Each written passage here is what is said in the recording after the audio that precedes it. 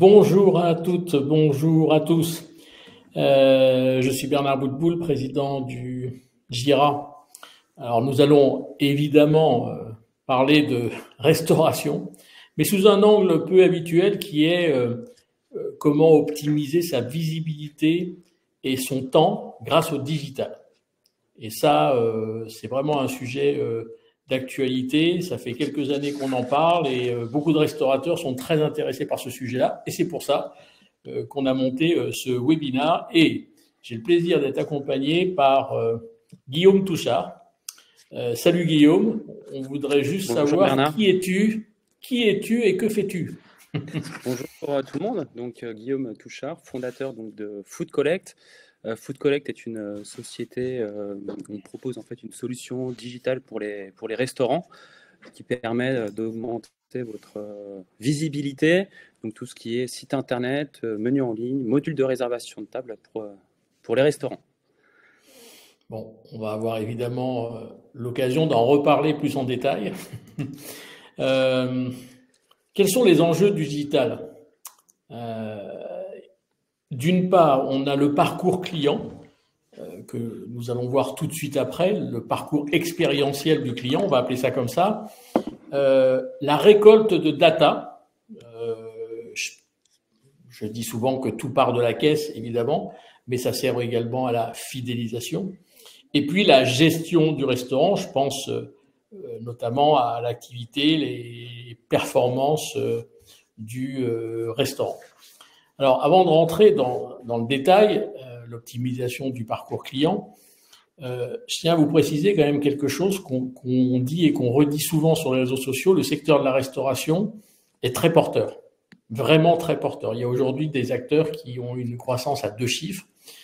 Le secteur de la restauration aussi rencontre depuis pas mal d'années certains obstacles.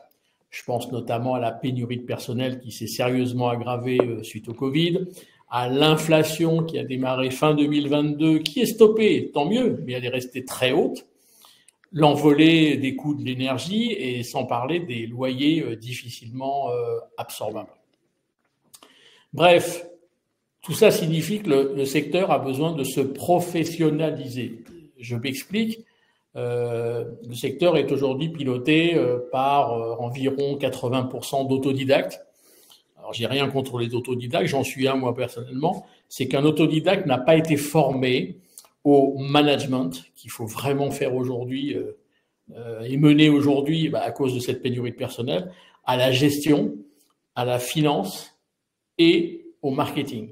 Et effectivement, c'est un secteur, je me répète, qui se doit absolument d'être professionnalisé, et c'est là toute la complexité du problème. Alors, ce parcours client, là on rentre dans les enjeux.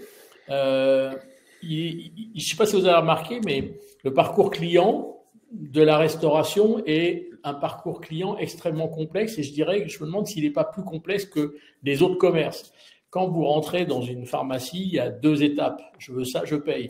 Quand vous rentrez dans une épicerie, il y a 2 étapes. Je veux ça, je veux payer. Enfin bref, nous, dans la restauration, on a 10 étapes. Et c'est pour ça que la satisfaction et la fidélisation du consommateur, elle est extrêmement complexe à atteindre dans la restauration parce qu'il y a plein de contacts où on peut avoir un consommateur qui a des sentiments positifs ou des sentiments négatifs. Alors, je vous les donne très rapidement, mais vous les avez sous les yeux. Le contact en amont, avant de venir au resto, l'arrivée physique, le contact avec le menu, la suggestion au moment où je donne le menu, la prise de commande, l'arrivée de la prestation alimentaire, le service, le déroulement du service, le règlement, le moment du règlement et le départ physique du client. Alors, moi, j'ai une première question à te poser, Guillaume, c'est sur ces 10 étapes-là, qu'est-ce qui est digitalisable ? Alors, qu'est-ce qui est digitalisable? On va passer sur la prochaine slide en amont.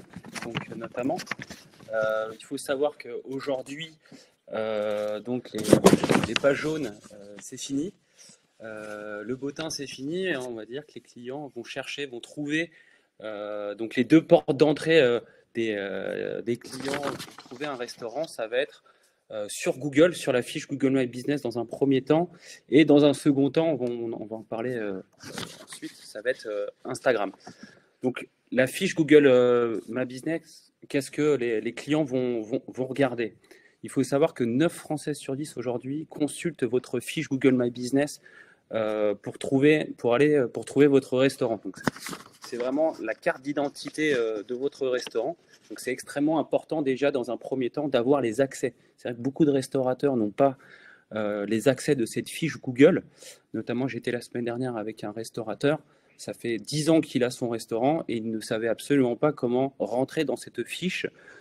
Ces informations étaient erronées. Il était ouvert le samedi midi sur la fiche Google, c'était marqué que c'était fermé. D'où l'importance aujourd'hui avec cette statistique de 9 Français sur 10 qui cherchent sur Google votre restaurant. Donc c'est vraiment très important d'avoir ces accès et puis de mettre vos informations à jour. Oui, alors ça, je m'excuse de te couper, je voudrais compléter. Moi, en tant que consommateur, je me suis aperçu qu'il y a beaucoup de fiches Google qui donnent de mauvaises informations. Par exemple, les jours ou les heures d'ouverture et de fermeture. Et c'est dommage parce que des consommateurs peuvent se casser le nez si la fiche n'est pas à jour. Et oui, effectivement. Tout à fait. D'où l'importance, en tout cas en tant que propriétaire ou futur propriétaire de restaurant, d'avoir les accès de cette fiche d'établissement. Donc n'hésitez pas au maximum de tout compléter dès que vous avez les accès, ce soit les catégories de votre restaurant, de mettre à jour un site internet, le menu en ligne. Là, on peut voir le menu, donc le module de réservation de table. Il y a tout un panel des paramètres à compléter qui sont plutôt très importants. Il y a aussi un indicateur, là on ne le voit pas, mais sur la fiche Google. Aujourd'hui, Google a mis un indicateur qui permet de voir si la fiche est en bonne santé. N'hésitez pas en tout cas de les consulter. Et puis, bon, pour terminer là-dessus, c'est vrai que vos clients ils vont regarder essentiellement les avis. Forcément, vous avez une belle fiche avec des bons avis, ça donne envie. Si vous avez des belles photos, un menu, vous affichez votre menu, un site internet et un module de réservation de table, ça donne envie d'aller plus loin. Ensuite, donc vous avez la fiche Google My autant pour moi. Vous avez dans les réseaux sociaux une nouvelle porte d'entrée, ça va être Instagram. Donc le réseau social Instagram, c'est clairement aujourd'hui le réseau social numéro 1 dans la restauration traditionnelle. Donc c'est extrêmement important aujourd'hui de l'avoir. Donc il y a 3 types de contenus sur ce réseau social. Donc dans un premier temps, donc là il y a un exemple, vous avez une story, c'est un contenu éphémère. Donc c'est là qui est intéressant sur ce contenu, là votre table vous attend. C'est sur ce contenu éphémère, vous allez pouvoir mettre des liens, des call to action. Donc notamment, vous allez pouvoir mettre le module de réservation de table, vous allez pouvoir mettre votre menu en ligne. Donc n'hésitez pas, après chaque story, de mettre des call to action, parce qu'avoir un compte Instagram, c'est bien, mais il faut ramener le client dans votre restaurant. Ce qui est intéressant. Je rappelle l'importance d'Instagram, tu le dis très justement, Guillaume. Moi, chez Gira, on dit qu'on achète ce que l'on voit et on montre. On achète ce que l'on montre aux consommateurs. Et Instagram, comme tu le disais, est aussi pour nous le réseau social de la restauration. Vraiment. Tout à fait.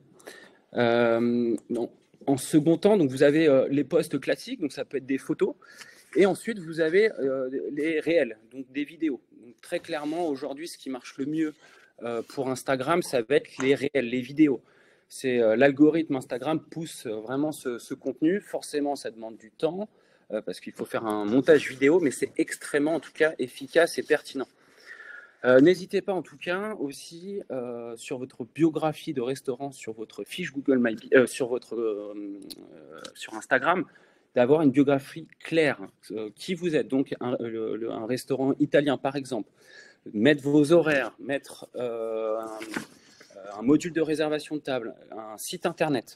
Ce qui peut être aussi intéressant, c'est en story à la une, donc c'est les petites bulles que l'on peut voir, c'est de mettre des éléments importants de votre restaurant, donc un module de réservation de table, le menu en ligne, les événements, les avis clients. Parce qu'avoir Tu es d'accord quand on dit que la photo a plus d'impact que le texte et la vidéo a plus d'impact que la photo? C'est toujours vrai, ça?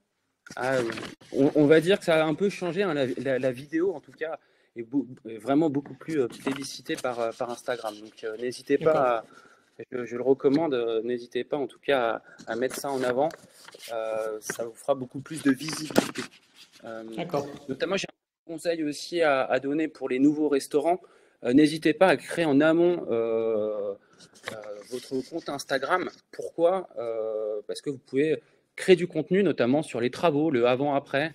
Pendant les travaux, c'est toujours intéressant, et aussi afficher et mettre en avant votre module de réservation de table. Typiquement, en mettant en avant la date et le jour d'ouverture, bah, ça pourra justement créer des réservations le premier jour. Ça peut être toujours intéressant, ça fait de la visibilité. Un autre conseil que je peux donner aussi, c'est n'hésitez pas donc à soigner vos assiettes, vos dressages. Pourquoi? Parce qu'il faut que ce soit, on va dire aujourd'hui, Instagrammable. Plus vos assiettes seront belles, derrière vos clients, ça va être vos futurs ambassadeurs. Donc c'est ça qui peut être intéressant. C'est de la pub gratuite aujourd'hui si vous avez une belle décoration, des belles assiettes. Et aussi un dernier conseil que je peux donner sur Instagram, n'hésitez pas à inviter des influenceurs food ou des micro-influenceurs food dans vos régions, dans vos villes, parce qu'aujourd'hui, ce sont des nouveaux médias qui vont permettre d'avoir de la visibilité très, très rapidement. Et à propos des influenceurs, Guillaume, ça se paye? Alors les micro-influenceurs, vous pouvez les inviter, à déjeuner, hein, pour 2 personnes, ça se fait, c'est monnaie courante. Après, sur des gros comptes Instagram, au-dessus de 10 000 abonnés, c'est vrai que ça peut se payer. D'accord. Donc il y a tout type, hein, mais oui, ça se rémunère. C'est comme un nouveau média qu'il faut. C'est clairement un nouveau média. Aujourd'hui, c'est vrai que le papier est un peu en perte de vitesse, et c'est vrai que les influenceurs food, il y en a de plus en plus aujourd'hui dans chaque ville. C'est monnaie courante, en tout cas. Alors ensuite, c'est vrai qu'il y a le site internet aujourd'hui. Donc on va dire que le site internet, c'est votre vitrine, c'est le prolongement de votre restaurant. Donc n'hésitez pas à soigner vos photos, très clairement. N'hésitez pas à contacter un photographe pour faire des belles photos de votre établissement. Donc c'est vrai qu'un site internet, c'est à jour, c'est mieux. Pourquoi? Parce que vous allez pouvoir, sur certaines solutions, mettre à jour votre menu.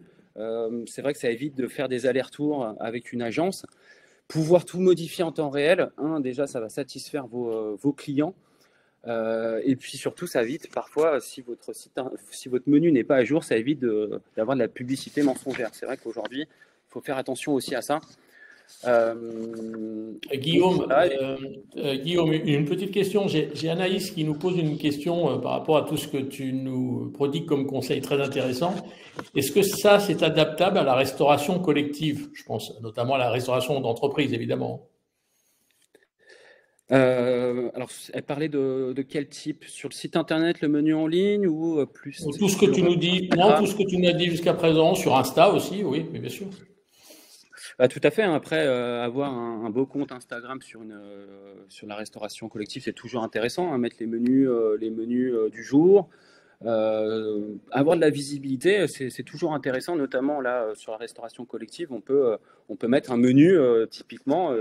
Au lieu de le modifier sur Word, vous pouvez avoir une interface très facile pour modifier les photos, les plats très, très facilement.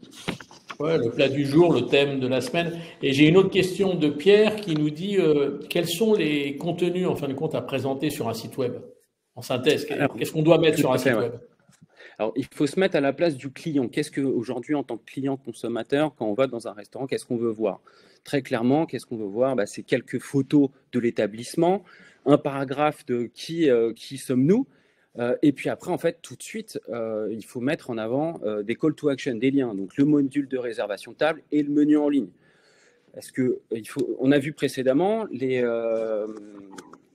en fait, le client, il va voir 9 Français sur 10, il faut se rappeler de cette data, 9 Français sur 10 consultent la fiche Google My Business avant de rentrer dans votre restaurant.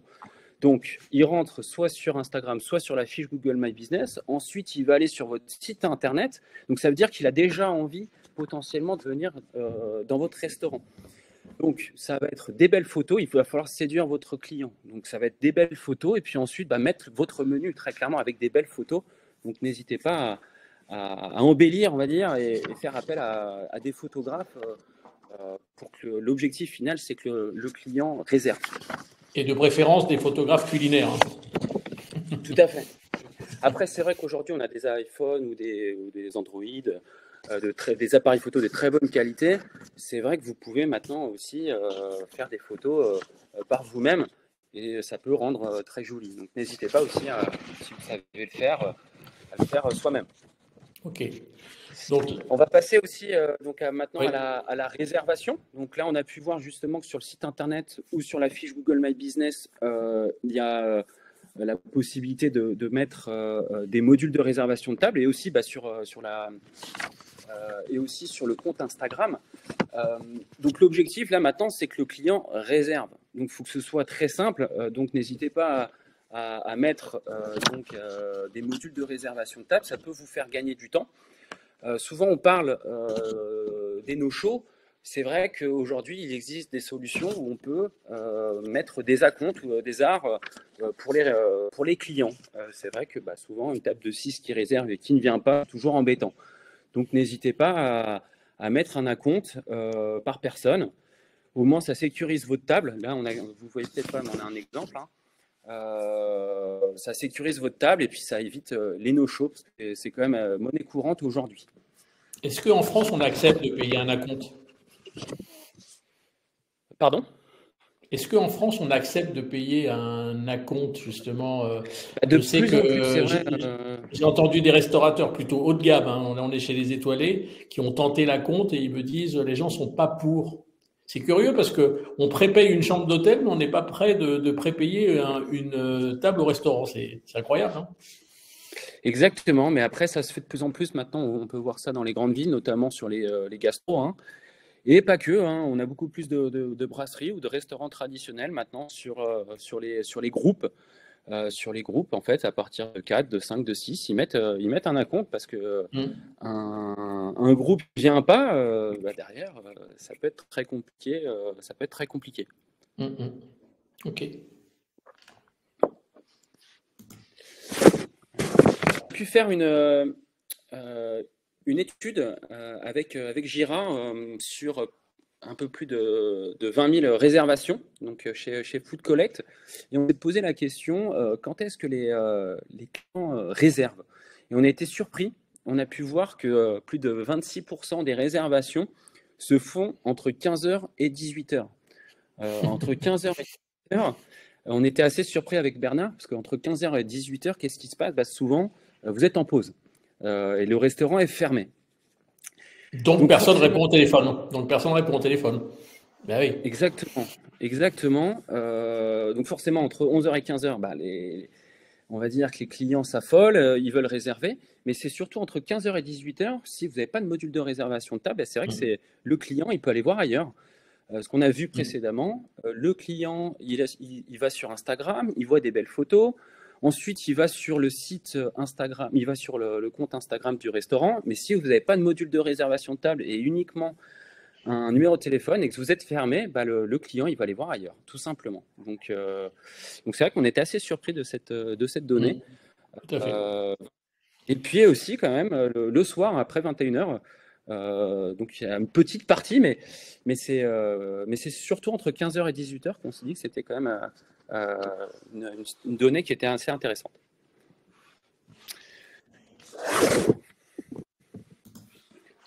Pardon. Alors les bénéfices, en tout cas pour le restaurant, pour le restaurateur, très clairement, donc la fiche Google My Business et Instagram et le site internet va vous procurer de la visibilité. Plus vous allez créer du contenu sur Instagram, plus vous allez avoir d'abonnés. C'est pareil sur la fiche Google My Business. Plus vous allez créer du contenu, répondre aux avis, ça va vous donner en fait de la visibilité. Aujourd'hui, nous, avec notre outil, on a pu mettre en avant justement des données. d'où proviennent vos clients. Donc là, on ne voit peut-être pas sur la courbe, mais on peut voir la courbe vert clair, c'est la courbe d'Instagram. Combien de clients de votre site internet proviennent d'Instagram? Et l'autre, ça va être de la fiche Google. Donc comme ça, vous pouvez vraiment mesurer d'où proviennent vos clients.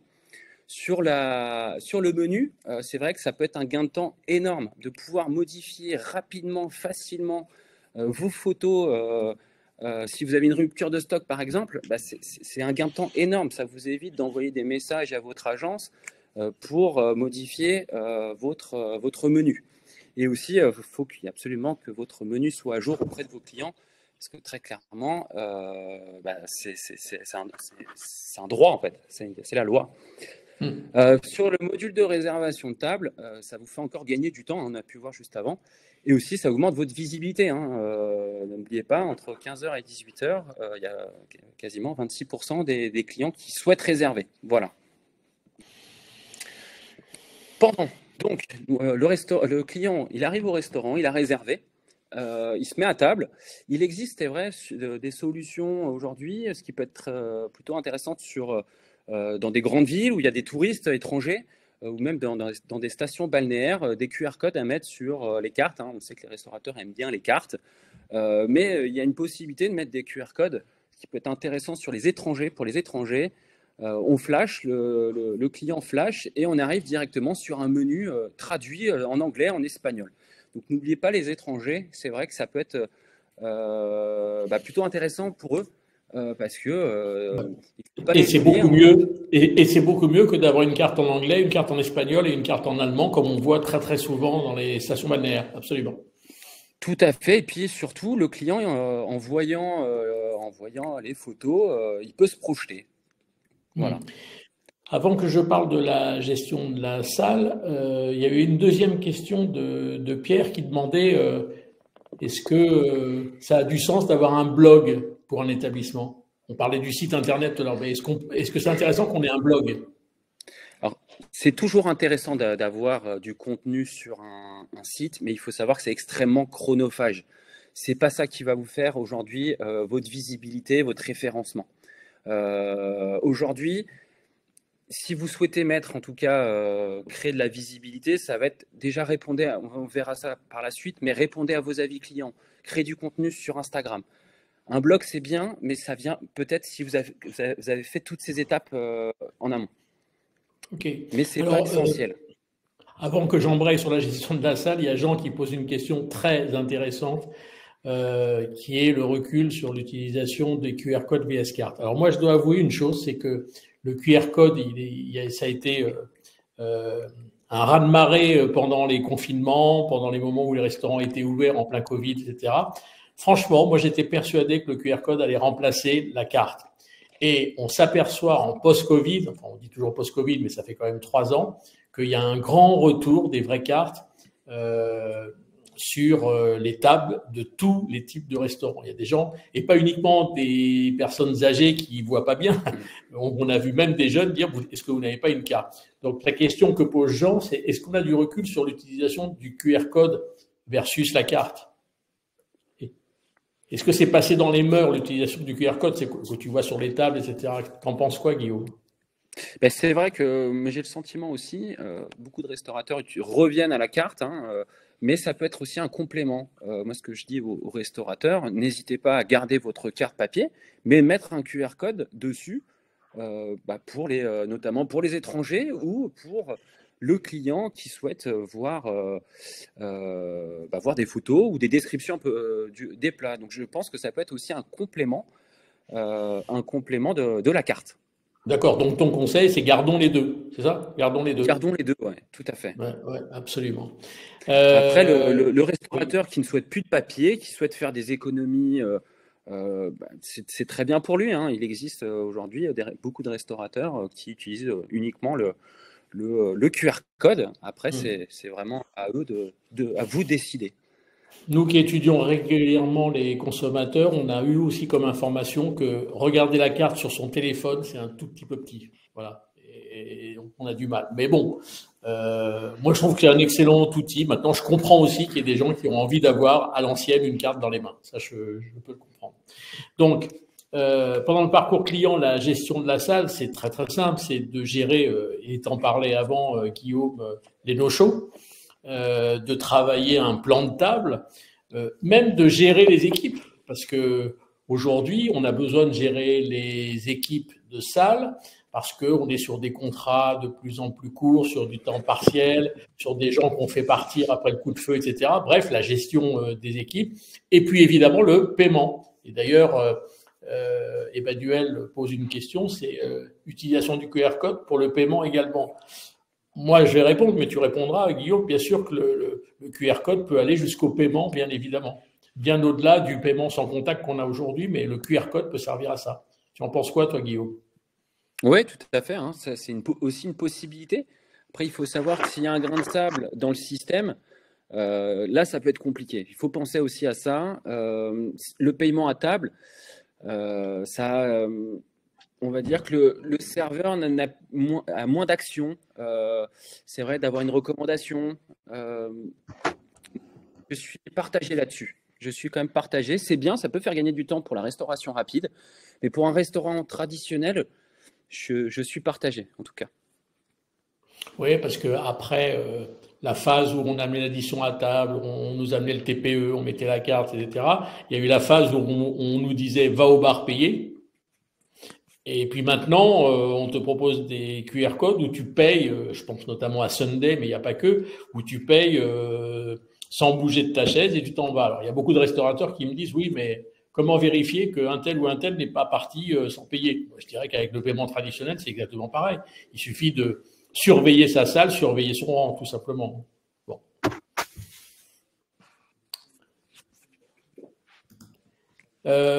Après, Guillaume, il se passe quoi? Alors justement, parler de l'encaissement. Il y a des méthodes pour avoir un maximum, des techniques pour avoir un maximum d'avis. Donc, comme on a vu tout à l'heure, plus vous allez jouer avec la fiche Google My Business, meilleure sera votre visibilité. L'objectif, c'est quand on va taper restaurant, plus le nom de votre ville, restaurant, plus un type de restaurant italien, Nantes ou Paris. L'objectif, c'est d'être dans les premières requêtes.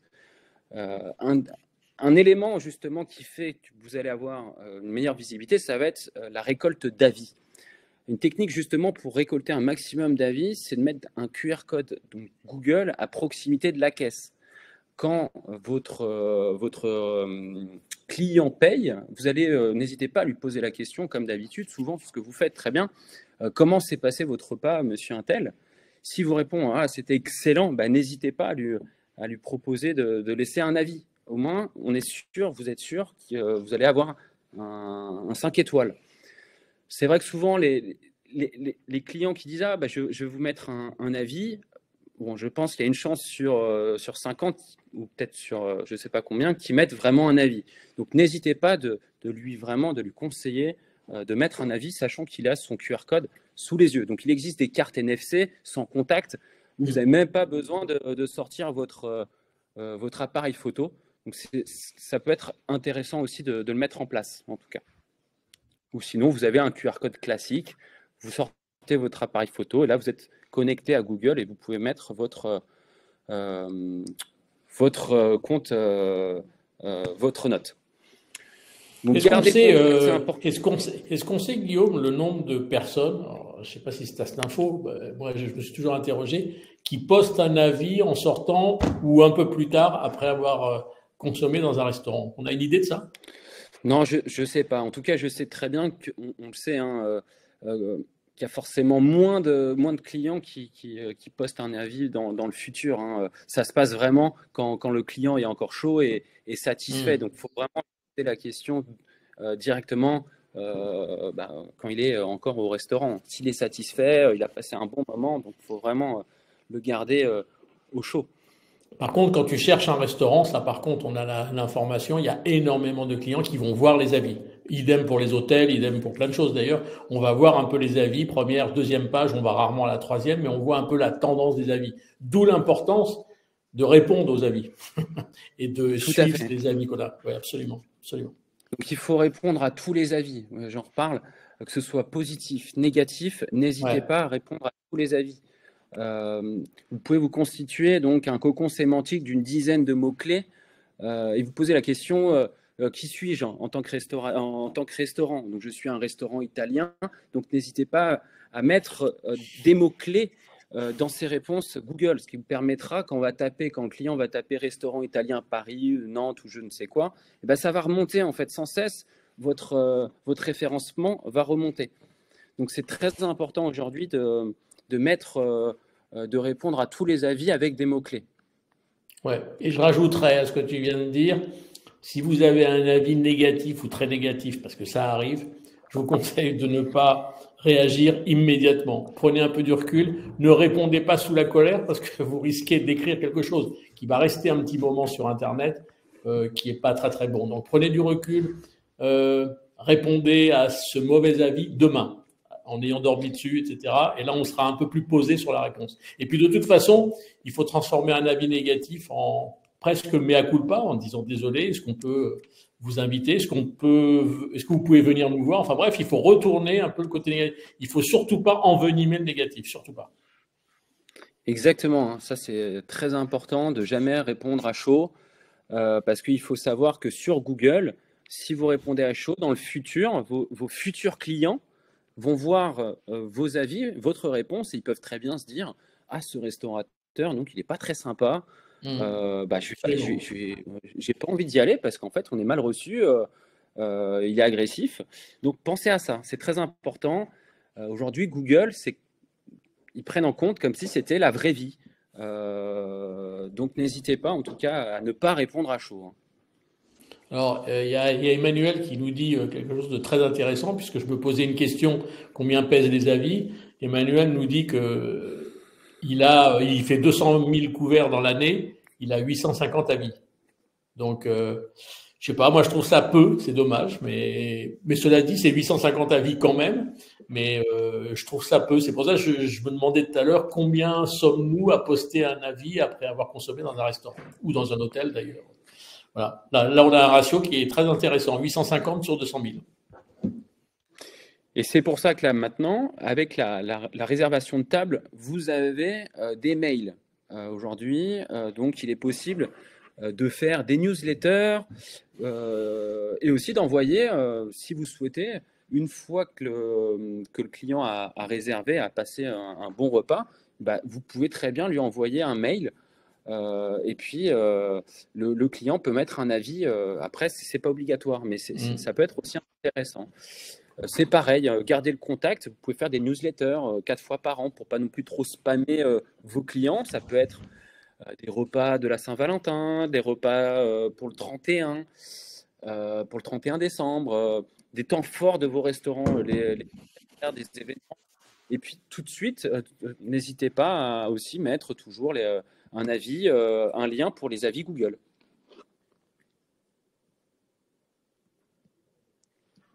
Ouais, il y a Pauline qui nous dit sur le chat que les avis négatifs sont plus faciles à écrire que les positifs. C'est vrai, je confirme.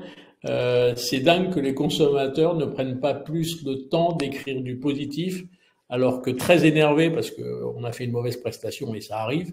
Là, ils se précipitent sur les avis et ils disent ouais, je suis pas content, il est très en colère, etc. C'est vrai que les avis négatifs sont plus faciles à écrire. Après, ce que je peux rajouter, bon, c'est vrai qu'aujourd'hui, si un avis négatif n'est pas d'un client que vous connaissez, n'hésitez pas à alerter, à avertir Google. Vous pouvez, c'est vrai que c'est parfois compliqué, mais si vous régulièrement vous alertez, vous pouvez supprimer certains avis. C'est compliqué, mais on peut quand même. Ouais, c'est ce que j'allais dire. Moi, j'ai entendu dire par des restaurateurs que pour faire supprimer un avis, c'est long et c'est très compliqué. Il faut le justifier en plus. Il faut le justifier. Ouais, il faut alerter Google. N'hésitez pas, si vous êtes plusieurs administrateurs sur la page Google, que tous les administrateurs alertent ce commentaire. Ouais, Pauline qui nous dit, et je pense que Pauline a dû avoir une expérience avec Google, que ça marche effectivement très peu. Sauf si on peut prouver à Google que c'est un faux avis. Mais comment le prouver? Comment le prouver? Ouais. Ouais, ok.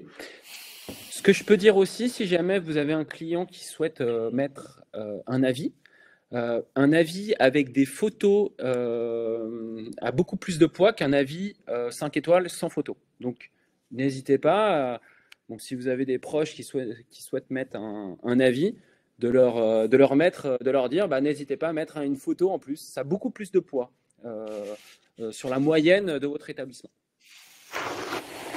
Ok, avant de demander à tout le monde s'il y a des questions, tu peux faire quelque chose apparemment, toi, Guillaume de Food Collect.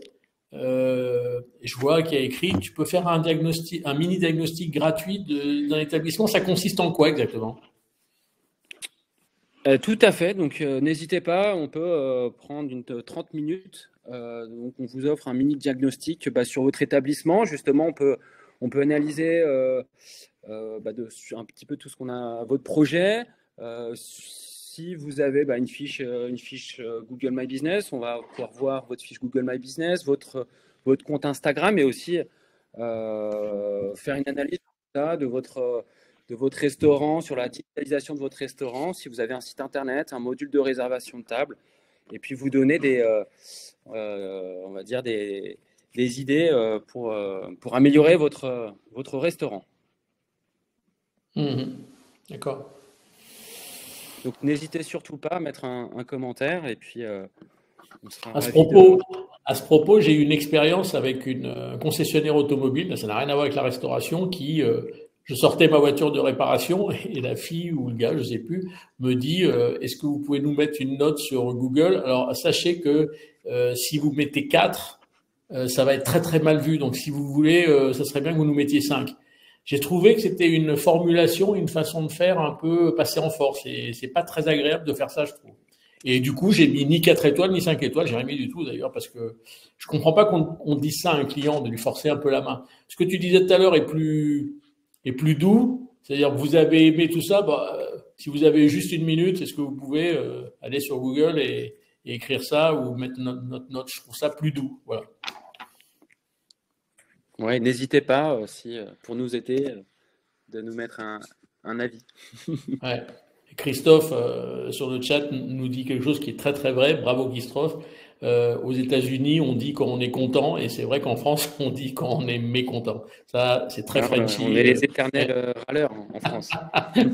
On est les râleurs. On est les râleurs. Est-ce que vous avez d'autres questions à poser à Guillaume ou à moi, mais surtout à Guillaume, sur tout ce qu'on vient de vous dire? Ce que je peux rajouter là, justement, avec le commentaire d'Emmanuel, vous pouvez aussi, n'hésitez pas, si à la fin, si les clients ils ont été très gentils, vous sentez que le courant s'est bien passé, n'hésitez pas à offrir aussi des cafés, Dijon. Des petites attentions font que derrière, ils vont recommander votre établissement, mais ça, vous le savez sûrement mieux que moi. Puis derrière, ça permet d'avoir une bonne expérience et puis des avis très facilement. Ouais. Pour rebondir sur ce que tu viens de dire, il y a Emmanuel qui continue, il est très actif sur le chat, qui nous dit que, et je trouve ça intéressant ce qu'il dit, certains pratiquent des réductions pour les clients qui mettent 5. Ça veut dire que mets 5 et je vais te faire une réduction, ou je t'offre un café, ou je t'offre un dessert. Et alors, je trouve que c'est encore très intrusif ou très passage en force, mais bon, pourquoi pas, pourquoi pas. Pourquoi pas. Moi, j'ai vu des établissements aussi qui objectivaient les serveurs sur les 5 étoiles. Il y a aussi cette pratique-là dans les restaurants. Après, ça peut être, faut faire aussi attention à ça. Oui, alors justement, Pauline rebondit en disant attention à ça, Google le sanctionne beaucoup. Mais comment Google peut savoir qu'on a incité un client à mettre 5? Je ne sais pas. Bon, si vous avez une réponse là-dessus, je ne sais pas comment Google peut le savoir en fait. Ok. Écoutez, si vous n'avez pas d'autres questions, on va clôturer cette session qui sera possible de revoir en replay, puisque le replay sera posté sur nos réseaux sociaux respectifs, aussi bien chez Guillaume que chez nous. Tu as quelque chose à rajouter, Guillaume, pour conclure? Non, merci à tous en tout cas. Merci à toi, Bernard, pour l'échange. Et puis, n'hésitez pas si vous êtes intéressé pour un mini diagnostic. En tout cas, on sera intéressé pour pour échanger avec vous sur votre je vous conseille de faire ce mini diagnostic avec Guillaume. Je vais vous dire pourquoi, parce que d'abord ça vous coûte rien, mais c'est pas ça, mais c'est que vous allez avoir des conseils et des recommandations extrêmement intéressantes. Donc n'hésitez surtout pas. Et quant à moi, si vous avez des questions sur le marché, sur plein d'autres choses que vous savez qu'on fait, n'hésitez pas aussi. Voilà, je vous souhaite une très bonne fin d'après-midi à tous et à toutes. Guillaume, à très bientôt également. Au revoir Bernard, merci à tous. Salut.